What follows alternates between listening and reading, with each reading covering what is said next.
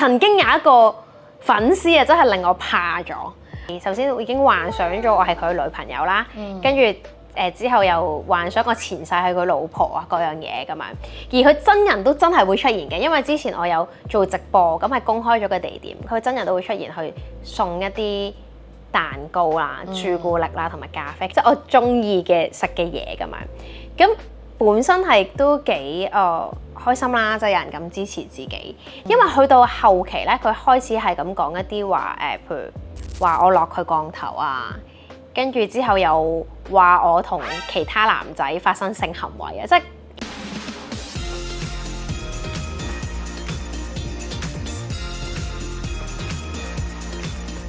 Hello， 我係阿寶，歡迎翻到嚟心理話。我哋今集咧都係有說書人嘅 Ella， 咁 Ella 咧就係說書人嘅臨床心理學家啦。咁最近咧，我覺得喺心理學界嚟講咧，有個 terms 都幾 hit 嘅，就叫做邊界感。咁好多時候我哋講邊界感咧，係講緊你嘅另一半識唔識同異性去保持距離啦。咁但係咧，其實咧，我哋喺好多唔同嘅人際關係上面，都需要有一個健康嘅邊界感嘅，即係例如可能同你嘅屋企人啊，同你嘅同事啊，同你嘅朋友啊，甚至乎即係可能我哋講緊同粉絲啊，都係要有一個邊界感嘅。咁我哋一陣間可以講下呢啲例子。咁講咗咁耐，究竟咩係邊界感呢？係啦，邊界感係啲咩呢？就係講緊我哋會需要一定嘅空間去回應自己嘅需要，或者係覺得係安全同埋舒服嘅。咁有好多種唔同嘅喎，例如係金錢又有啦，身體啦，時間啦、社交啦、思想啦等等都有邊界感嘅喎。咁一個例子就係例如阿寶，咁而家我哋坐嘅距離啦，你覺得舒唔舒服啊？都舒服嘅，都舒服。係咪啊？咁但係其實我第一次同阿寶見嘅啫。咁如果係啊，咁如果我再坐近啲啊，第一就咁樣好近，就會有一種其實就算我少少壓迫感，但係暫時因為靚女所以就 OK。咁所以嗰個位就係話邊界感係一個我哋會長期咧，其實會覺得係尊重翻自己同埋對方嘅一個空間嚟嘅。咁可能係唔一定係距離嘅，咁可能係時間上啊，會唔會有休息嘅空間啊，回應自己需要嘅空間啊？呢啲咧都係叫做 boundary setting 邊界感，又或者有啲人會叫界線嘅。但係頭先嗰啲可能容易啲界定咧，即係可能距離啊、時間可以計到啦，但係有陣時有啲嘢係計唔到，例如可能係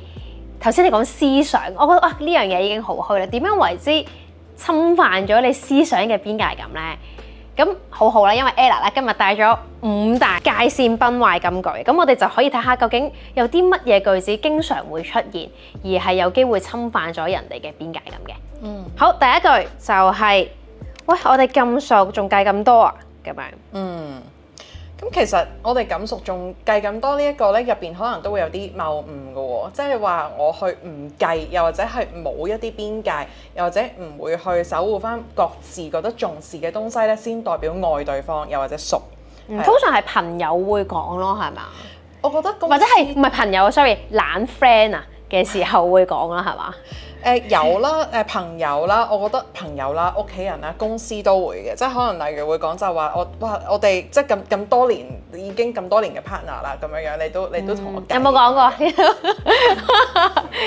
係我哋因為今日有2個 camman 好勁。係啊，呢啲其實都算係咯，但係個位就係其實呢一個係一個謬誤嚟嘅喎。親密感唔等於冇邊界，呢個係一個我覺得都幾重要嘅事情嚟嘅。其實有陣時咧，要等大家可以有一個健康親密嘅關係，又或者健康而舒服嘅關係係安全嘅咧，我哋會需要有一個邊界感，係等我唔會覺得我要忍住你嘅。我要承受一個好大嘅壓力嘅，咁其實因為講真嗰句就係因為我好在乎你，或者在乎我哋嘅合作關係，或者想一齊做一樣嘢啊嘛。其實我就更加想要確保咧，就係我同你一齊嘅時候，大家都覺得安全嘅，係啦。呢個係好認同嘅，因為我自己除咗搞呢個 YouTube 之外，咁我都有搞IG channel 啦，叫做仲諗緊，係啊。咁如果大家可能好多我嘅觀眾係有睇過嘅，咁因為我 channel 其實都係有3個人啦，有陣時我哋做嘢都冇乜邊界感嘅，好老實講。咁但係慢慢大家合作咗越嚟越熟之後啊，反而夠膽去講出自己嘅一啲諗法或者要求或者分工，係啦，因為我哋一開頭分工超級唔清楚，係反而要其實你想 keep 一個長久嘅合作關係，就係要分工得越嚟越清楚咯。即係特別喺 partner 上面，我覺得真係好見到呢一點，係因為就唔會屈住，咁你個情緒健康，你哋嗰個合作關係先會健康。呢個又真係講得好好喎，其實咧會感受到我有一啲嘅邊界或者一啲需要咧，對方原來我講出嚟之後，對方係會尊重，覺得好珍視嘅。呢件事其實係一件好開心同埋好有愛嘅一件事咯。有陣時你令我諗起個例子咧，就係其實就算係爸爸媽媽同小朋友之間咧，其實都有一定嘅邊界感嘅喎。真係講緊，因為例如你話係咪就唔在乎個小朋友咧？我係咪要所有嘅時間、所有嘅事都要有嘅？例如我想去清清靜靜去個洗手間咁樣，但係都一定要俾小朋友入嚟咧咁樣。其實有陣時我諗咧，俾對方無論係小朋友定係身邊嘅所有人都係會見到，愛原來係咁辛苦同犧牲嘅，並非係一個好健康嘅事。係啊，你講起呢樣嘢咧，頭先你嗰個例子咧，就係可能係喺個媽媽上面啦，即係覺得哇，我想去個廁所，即係又要照顧小朋友，但有時係調翻轉，就係第二句啦。好多時候咧喺爹哋媽咪上面聽到嘅就係我都係為你好啫咁樣，咁我都係為你好呢句説話聽落去就係一個真係為你好啦，係一個表達愛意嘅行為或者係説話啦。咁但係背後其實係咪都係好容易就係侵犯到對方嘅邊界感？係㗎，冇錯㗎。為你好呢個其實我知道都好多人講，我知道你都有啲有一集可能會講呢一樣嘢嘅，係所以大家可以睇嗰個多少少。但我想 focus 位嘅咧就係其實為你好呢一件事咧本身都係有好大嘅 assumption，又或者係假設我知道你覺得咩叫做好，或者乜嘢叫做對你好。而其實有冇諗過就係其實每一個人想要嘅東西真係唔同咯。係啊，可能例如啦，可能其實我真係覺得請你信任我做嘢嘅情況就係啦，我係一個冇辦法每日朝九晚五嘅人嚟嘅，所以咧我係反而我都係，係咪啊？我係有陣時真係需要夜晚先做到嘢，咁個工作係溝通到去做到呢件事嘅，咁我就會同即係好彩嘅，我個團隊們都理解同尊重我呢個需要，咁我會講我夜晚有段時間真係要呢樣嘢嘅，咁所以對方亦都唔會覺得為我好，所以就禁止我喺夜晚嗰段時間要去做一啲東西嘅成，咁呢個就係講緊係咪真係讓我去 respond 或者去回應翻我嘅需要咯，係尊重翻每個人其實都有好獨特嘅安排啊、需要同埋回應方式嘅。其實呢一個真係有陣時我覺得係用錯咗方法咯，真係咁，所以我覺得溝通同了解就好重要啦喺呢個時候。好，咁第三句咧都有少少似，即係因為頭先嗰個其實都有少少情緒勒索啦。咁呢一個我覺得直情係啦，就係話如果你真係關心我，如果你真係愛我，你就應該點咁樣。係啦，咁呢一個其實好多時候都係好容易超越咗人哋嘅邊界感。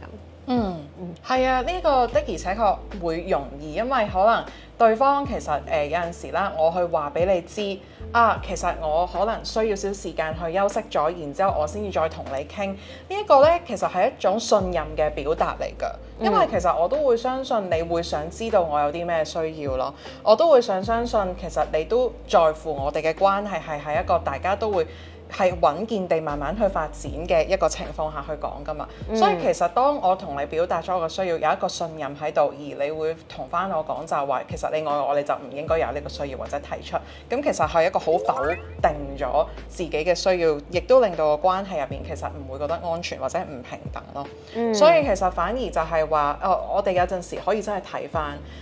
真係咧，你會留意到咧，其實有啲關係咧有一定嘅信任基礎，我真係想要同你發展嘅，或者我信任你，我先講㗎。如果咧，我覺得咧 one off 或者係我唔會同你真係好重視呢個友誼或者任何關係咧，其實我就可能真係忍咗佢就算。係啊，因為唔想咁煩啊嘛，即係我有陣時會覺得哇，我同你溝通咁多，即係我溝通其實係好花力氣啊。係啊，如果我係唔重視你嘅話，是但啦，嗱，幫你搞完，或者可能係得啦，你話咩啦，咁樣我就懶得同你溝通。咁嗰樣嘢就係唔珍視呢段關係嘅一個行為。即係如果其實係都想花好多力氣去表達自己嘅需求啊，或者感受，呢一個先係一個珍視嗰段關係一個嘅正確做法咯。冇錯，係啊，所以有人同我講佢需要點樣咧，其實我係覺得幾開心嘅，因為我應該係俾到對方一定嘅安全感，同埋佢想繼續同你有呢段關係。係啊，冇錯啊。好，第四句咧就係話，嗱，你唔講咧就代表你 OK 㗎啦，唔講就代表你同意㗎啦。咁呢個又係點解可以會侵犯到咧？我諗一個位就係一個假定對方係一定會 OK 咯，但係其實咧，例如我俾個例子大家咧，就係一班同事啦，咁樣大家一齊出去食飯咁樣先算啦。我哋如果成班同事本身其實已經有一個工作文化喺度㗎啦嘛，假設佢哋就係慣咗咧出到去咧就係會食啲比較貴少少嘅嘢食嘅，會去食套餐，可能係百幾蚊買單嘅。咁你冇出聲，我點知道你覺得有問題啫？咁樣會覺得你咪跟住嚟食咯。但係原來你有唔舒服㗎，即係咁唔係我責任咯喎，係咪咁呢？其實唔係喎，因為其實都好大壓力㗎。你諗下，對方要去同一個即係新嘅職場嘅人去，即係去表達話，哎呀，我覺得好貴又食唔到。其實呢一個係一個對將呢個責任淨係擺咗喺一個人身上，其實都會覺得唔舒服，或者係佢好難開口嘅事實。但係的確，如果你唔開口嘅話，我又好似真係唔會知。我點知你覺得百幾蚊係貴？因為可能我人工好高，百幾蚊呢啲我平時食可以200幾蚊啦。今日見你新嚟，我食平咗。咁因為呢個係每個人個定義唔同啊嘛。係啊。係啦，咁會有呢個情況嘅，所以個位咧就係在於唔係話有冇個正確答案，而係我哋咧要有一個覺察咧，就係其實係需要溝通嘅。係啦，只係咁樣啫。你覺得百幾蚊啊好平冇問題，真係一啲問題都冇。但係個位就係話會唔會我哋會去有一個空間係會大家都覺得會容易去拎出嚟講嘅，又或者其實可能真係要記住要問多句啊，會百幾蚊大家覺得 O 唔 OK 定係其實有陣時咧都會習慣我自己或者我啲朋友或者公司咧就會點咧，就可能會係 send 通常係3間價位嘅餐廳嘅，係啦，高價嘅、中價嘅、低價嘅，其實係讓大家感受到係真係有選擇咧，可能都係其中一種 honour 大家嗰個邊界嘅其中一種方法嚟嘅。其實係諗起呢樣嘢，即係唔敢出聲咧。我以前有班 friend 咧，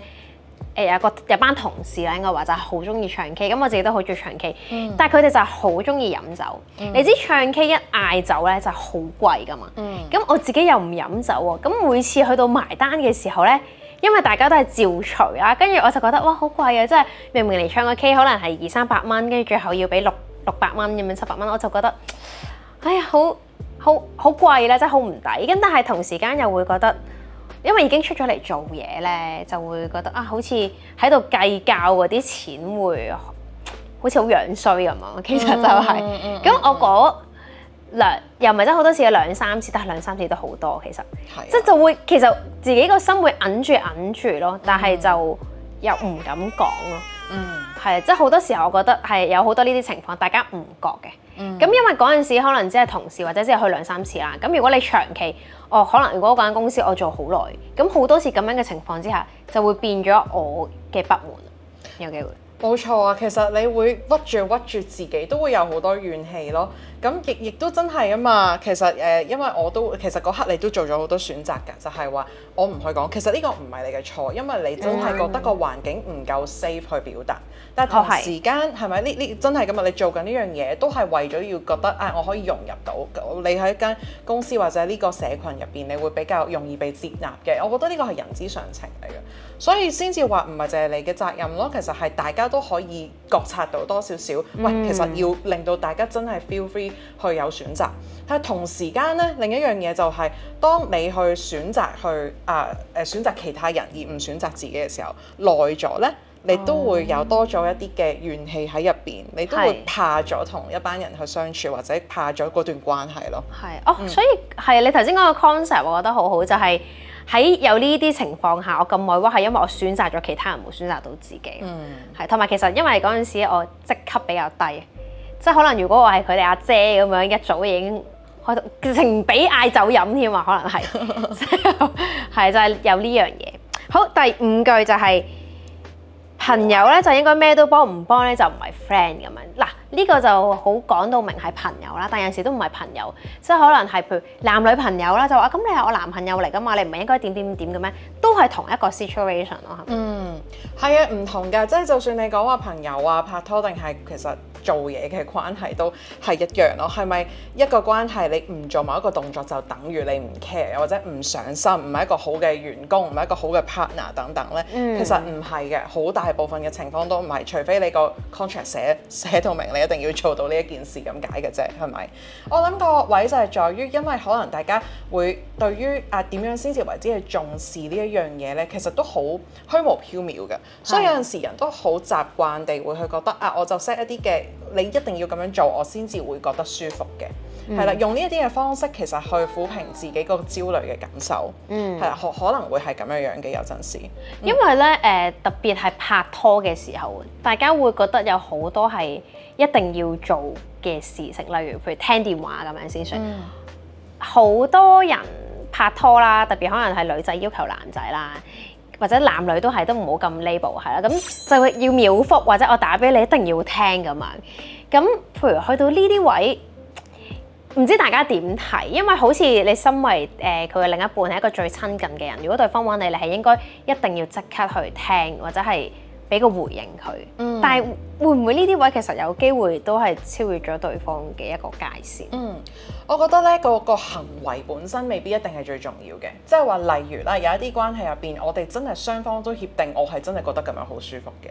咁咪冇問題咯。即係我同你都，即係我同你都要秒覆嘅，要公平咁樣係嘛？或者唔一定嘅，即係可能啦。假設我呢排真係覺得好大壓力，我好焦慮，我同咗我個 partner 講話我需要人去真係咁樣去做得唔得啊？咁樣可能對方就話好啊好啊，我都好想咁樣去 support 你。不過係啦，只係話有啲時候我真係完全唔得嘅，佢講咗俾我知㗎。咁大家真係有個透明嘅溝通，可以唔係侵犯緊大家界線㗎。但係個位就係話在於會唔會等於我哋就會話唔係喎，我哋冇一個溝通嘅餘地嘅，冇一個尊重大家個界線嘅餘地。就總之你係我男朋友，你就要秒覆我㗎啦，你就要無時無刻都聽我電話㗎啦，咁樣。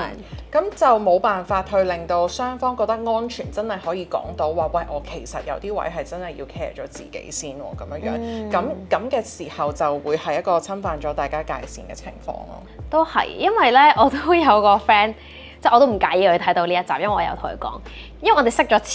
超耐，即係真係幾十年啊，有啲誇張嘅，20幾年啦嘅朋友啦。咁然後咧佢就係會凌晨5點鐘都打電話俾我，若無其事地。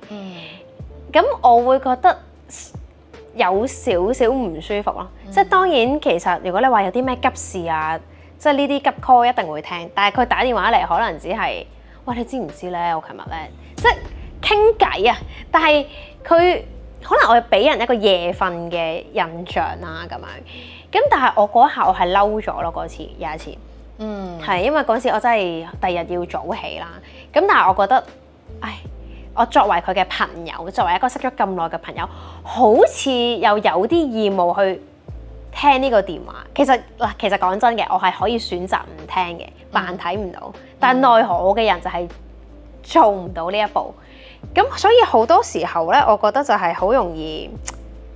即係好似我呢一種人咧。係好容易俾人侵犯我嘅界線，係即係我都唔知點樣形容我呢一種人。我諗我聽落嘅時候，其實阿寶你好錫你呢個朋友咯，你好愛呢個朋友咯，係啊，咁所以你會好想真係你會真係好想去睇下佢有冇咩事，想要 support 佢。咁一個即係朋友或者你愛嘅人之間，我覺得係好自然會發生嘅一件事嚟㗎。咁但係同時間我諗講緊嘅就係話，我聽落有可能你自己都有內化到一啲嘅諗法，一啲可能一啲謬誤啊，可能會覺得我唔敢做嘅話，就等於係咪等於我係一個唔好嘅朋友，即係好似唔夠重視佢嘅需要咯，會有少少咁樣覺得。但係其實咧有陣時都會好容易有一個咁樣，好似兩樣嘢不能並存嘅感受喎，即係好似一個關係入邊只有佢，又或者只有我，其實唔係嘅，即係咧每個關係入邊係有足夠嘅空間俾兩個人嘅所有嘢都係同時呈現嘅，包括你自己嘅需要啊，你想要點樣，對方想要點樣，都係應該同時可以共存嘅。咁其實例如好似頭先咁樣咧，你就比較 focus 咗喺對方嗰度，但係其實自己個 part 咧就會有忽略啦。而其實可能有機會咧，你個朋友都會好想知道㗎。如果你有唔舒服嘅情況嘅話，但我已經係咁暗示㗎啦，即係我話喂，我聽下好早起身啦，你快啲啦咁樣，即係叫佢講啊咁。因為個習慣就可能係已經慣咗，係啊，即係佢話得啦，5分鐘，5分鐘最後變半個鐘咁樣，好多時候，係咯，所以就係我覺得唔係淨係我自己啦，即係可能都有一啲人係好容易陷入呢一個界線嘅混亂咯，係。呢個係我覺得好常見嘅，而因為有陣時真係怕傷害到對方啊嘛，即係好似我講咗5分鐘，然之後佢可能即係冇停到嘅，我又會好擔心，如果我真係 cut 嘅話，對方會唔會就唔開心呢？咁樣樣。同埋我覺得係因為我同佢嘅一個相處模式同習慣影響咗，即係如果而家係其他人打俾我可能係會唔聽咯，係啦，所以呢個我覺得都幾受我同佢嘅一個經歷去影響，而我喺呢個經歷入面，我一直都冇提出過要求，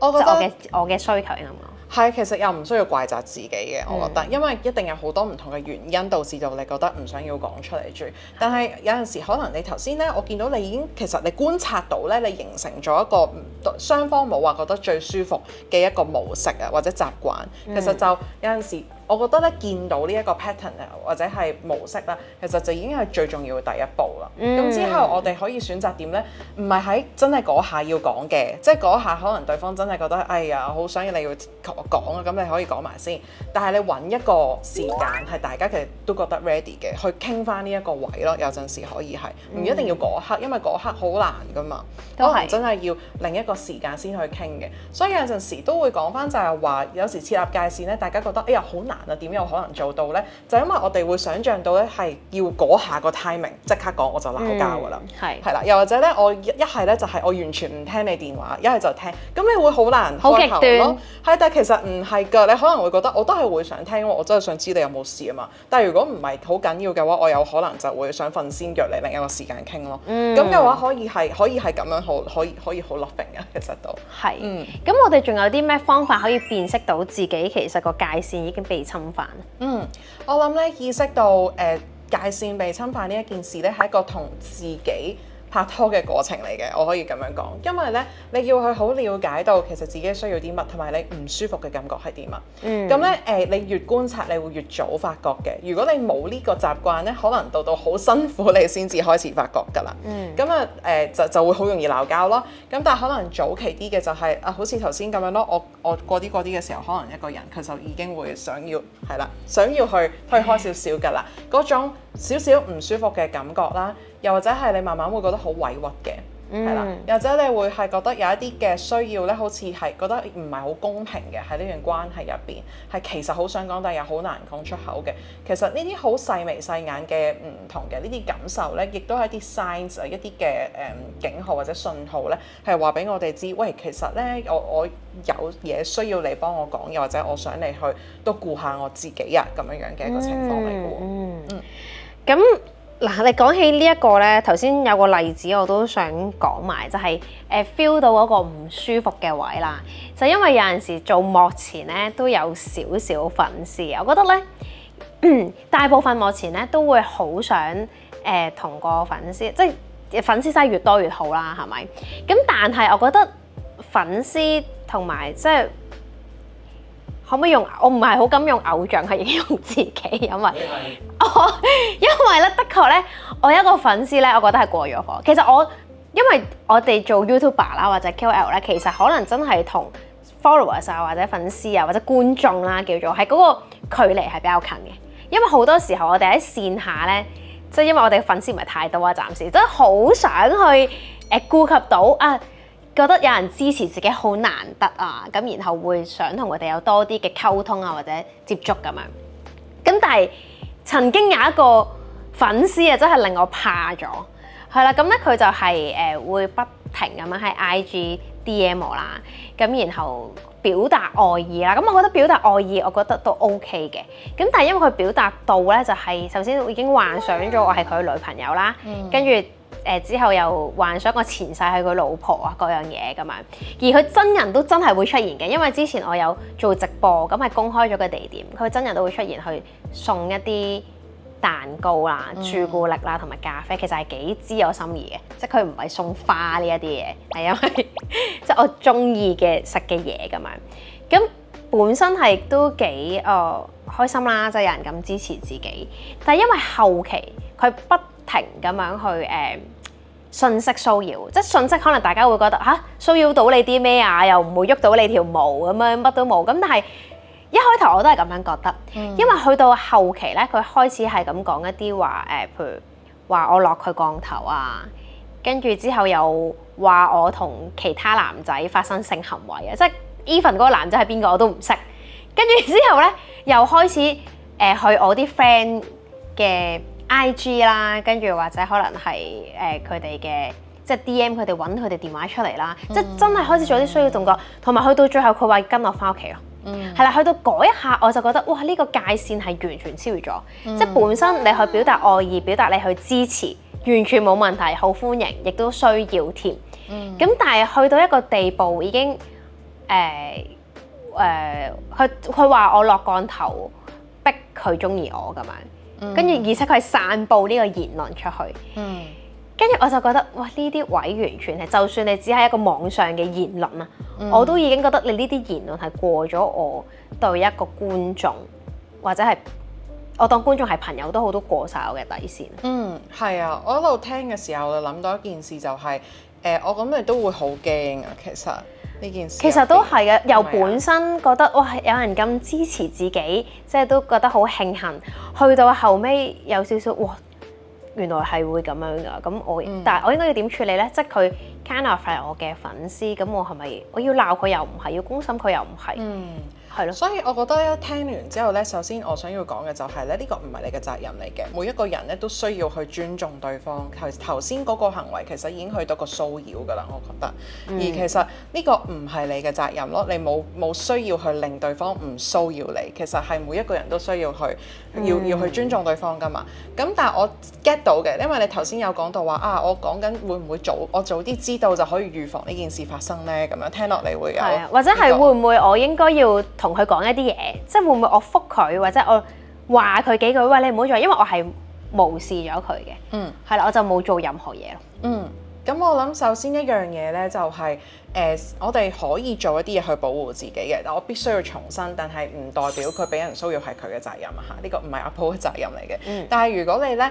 覺得有一啲位係早啲去設一啲界線，係會令到覺得自己可以保護到自己嘅話係可以嘅。咁啊頭先去做一啲嘅東西，可能都會去有陣時咧，未必係淨係會叫對方停止嘅。如果再早啲嘅時候，可能會 offer， 即係同對方講你 prefer， 你希望用啲咩方法去支持我。例如話哎呀好多謝你咁支持我啊，請你點樣樣去邊度 follow， 或者我如果你會咁做嘅話，我會覺得好開心。話俾對方知，其實我覺得想要點樣同你去 connect，係我先至係真係開心嘅，可以係其中一啲方法。因為有陣時有啲人咧可能會覺得我唔知道用咩方法先至可以表達到我愛意，咁我話俾你知啊，有咁樣嘅選擇，呢啲選擇都係我覺得 good， 我認可嘅，咁可以去咁樣做。同時間真係有出現一啲我覺得唔 OK 嘅言行咧，就可以直接咁樣去話俾對方知，呢一個言行咧係真係有令我唔舒服嘅，即係直接 say no 咯，係嘛？其實係會要話翻俾對方知，我覺得唔 OK 啊。所以如果你繼續嘅話咧，我都可能會就 block 咗你啊，又或者係等等，可以講一個後果出嚟嘅。其實係啦，咁但係亦都當然啦，就係每一個人個反應有唔同。你記得就係你咁樣做，我覺得好正確。而對方有啲咩反應咧，真係唔係你嘅問題。呢一個係大家都要好記得嘅一件事情咯。咁所以就係要講俾對方聽，如果你想咁樣做嘅話，你有咁樣嘅需求嘅話，點樣先係我會舒服嘅咧？咁樣。係啊。其次就係要堅決地拒絕啦，識得。係啦。咁所以係都係要用一啲方法去堅持翻自己嘅界線，咁樣先可以同對方維持到一個健康嘅關係。好，咁咧，所以咧，我覺得大家都仲有一個小迷思，可以最後問埋呢條問題啦，就係好多時候大家會諗咧，喂，我設立界線呢樣嘢，即係好似係拒絕為對方付出更多，暗碼底好似有一個自私嘅 concept 喺入面。點樣可以去界定翻點樣去為之自私，點樣去為之愛自己？因為其實設立界線係愛自己其中一個方式啦。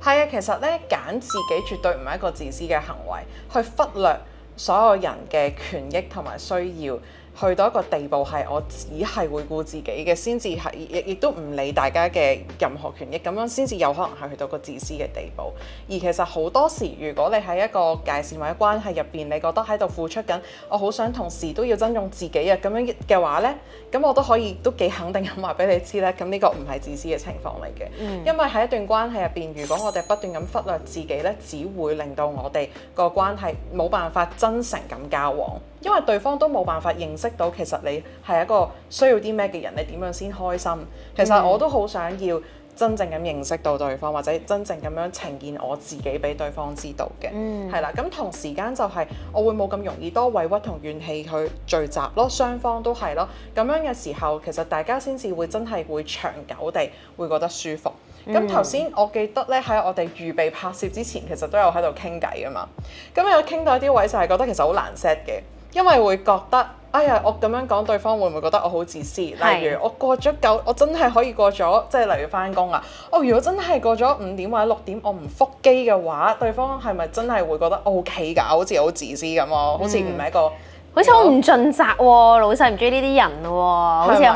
好會偷懶啊，唔夠勤力啊咁樣。啱啊，即係呢個係好多人會諗噶嘛。嗰個位就係首先我哋要諗翻先，喂，其實咧想要休息嘅空間絕對唔係自私啊。咁但係我點樣睇？亦都唔需要逼自己去到，我就係一個6點鐘之後完全唔要去講嘢嘅人啊！而且我會 send 個 message 同人講話，我只會6點前覆嘅啫。其實好多時唔係要去到一個咁樣嘅地步，唔係咁 all or nothing 啊，真係非黑即白嘅。你可以做乜呢？例如啊你可唔可以試下一日入邊，我倒翻轉啦，你淨係半個鐘係唔覆機嘅，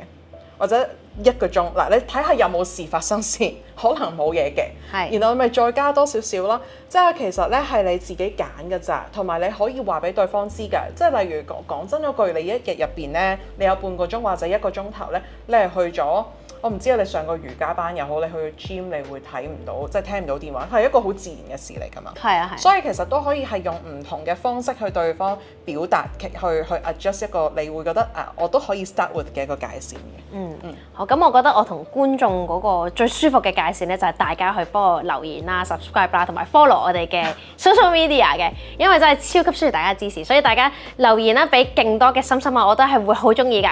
咁記得要訂閱我哋㗎啦，下個禮拜再見啦，拜拜。